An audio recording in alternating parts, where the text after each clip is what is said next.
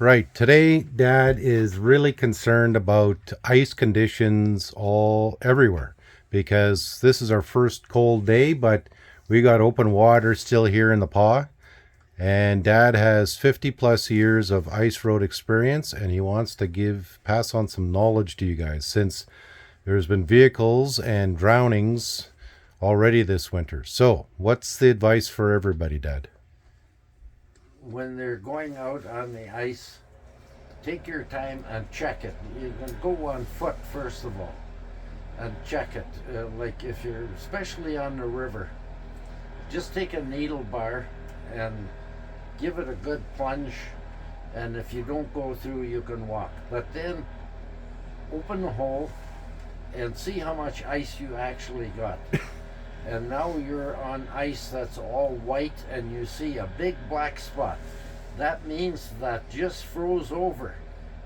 That's going to be thin ice. So be very careful when you get to those black spots, river or lake. But the reason I'm saying it on the river is if you go through in the river, you're gone. Lake, you might get out. But anyway, check all your ice before you get out there with a truck or a Bombardier or something. And preferably on the river, mark your trail so that you know that that part has been checked and safe. And when you're on the lake, like for instance, Clearwater Lake is 15 miles across. Now you've picked out a trail, and if you can see it, that's fine, but still put a couple of markers up. And I want to tell you one thing about pressure ridges. Cold weather will pull it apart, and warm weather will pile it up like this. So when you come to a pressure ridge that's piled up like this, try and follow it around until it's fairly level, and then check that pressure ridge, because if it has a gap in it, you can go through. And if it's sitting like this, that means this part is hanging and the bottom part is hanging. So when you drive over this can break off and you're done. You're through. So I don't want to see anybody drowned, and you won't get drowned if you check your ice before you go. So, what is the minimum safe thickness for walking? For walking, if you have 2 to 3 inches, you're good. All depends how much you weigh. Minimum safe thickness for a snowmobile. The snowmobile, you should have 4 inches, because you're going to come to pressure ridges, you're going to come to a little snow drift, and what's under that snow is not going to be froze as thick as over here where it's bare. Minimum safe thickness for a Bombardier or snowcat or a small truck or small vehicle? Well, I always like 12 inches for a Bombardier, and at least that much for a truck. For a simple reason is a track truck or a truck, all the weight is on the front end. That's where your motor and your bell housing and your transmission is. You might think that by having 4 tracks it's equal weight all the way, but you got no weight on the back. All the weight's on the front. Minimum safe thickness for a small cat or grader or plow truck or anything like that? I don't want to even mention that, because most of these guys don't know what they weigh. And like for instance, a D4 is one of the worst little machines to have out on ice, because it's so short and that they're heavy.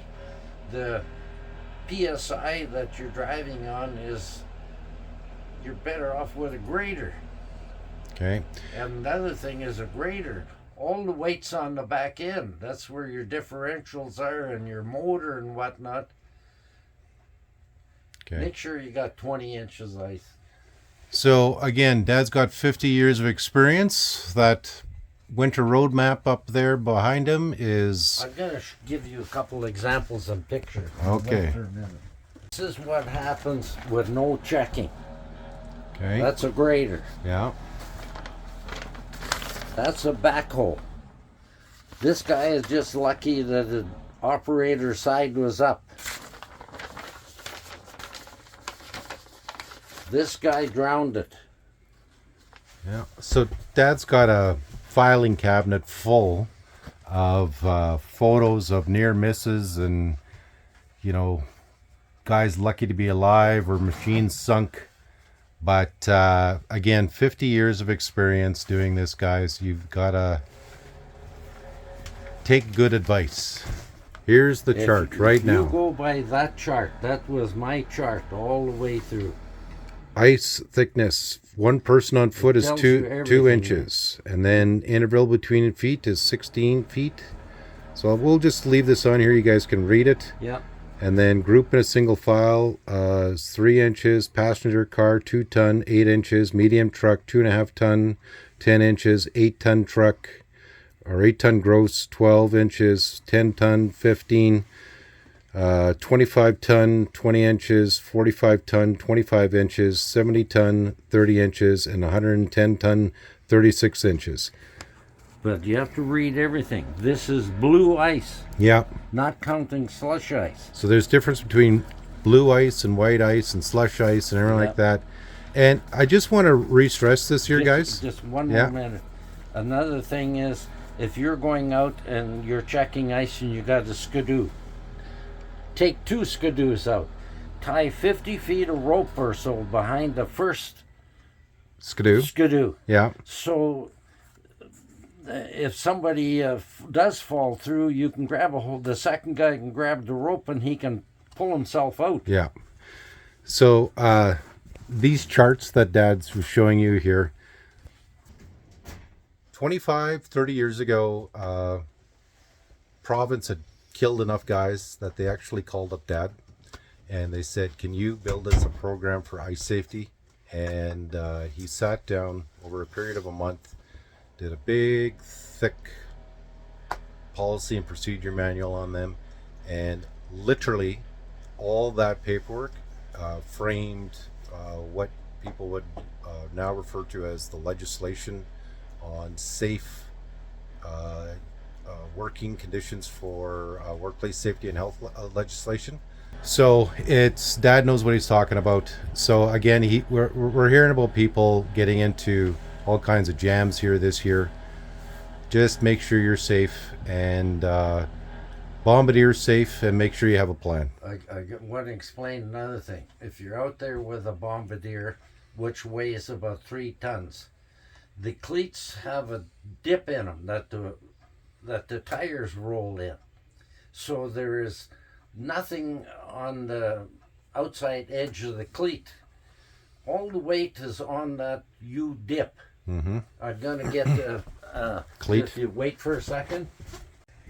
Any machine that has this type of track on it, Mm-hmm. if you're on glare ice and you only have 10 inches of glare ice, this is what's holding the whole machine up.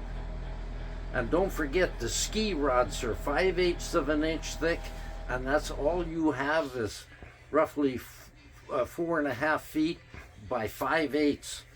I've broken through on 10 inches of good white clear ice with a Bombardier on account of no snow. You need 4 inches of snow, so there's some weight goes here and here. Okay. So again, there's some ice safety from 5+ decades of winter road building. Dad's really concerned about some of you guys bombardiering and snowmobiling out there right now, or taking your truck out in the ice, and it's not a lot of snow or ice out there right now. Dad was just saying nobody should be out on the ice alone with a machine either. So if you're going out bombardiering and you are alone, you should have some sort of journey management program where people know where you are. Escape hatch. And Dad was just saying here, make sure your escape hatch is working and you can get out of it. Doesn't help you if you're 300 pounds and you can't get through the escape hatch. So make sure it's open and you can get through it. So test it out. It only takes you 5 minutes. Anything else you want to add for these guys? Well, there's been guys drowned at Paint Lake, on winter roads. A lot of close calls at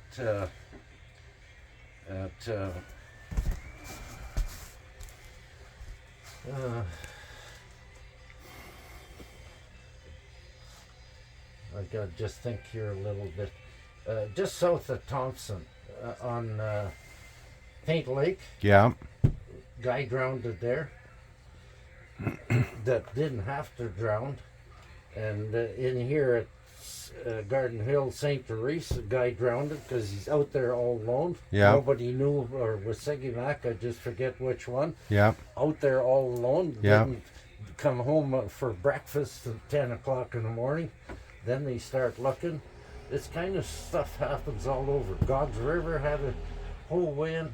When you're anywhere In the north. in the north. So again, guys,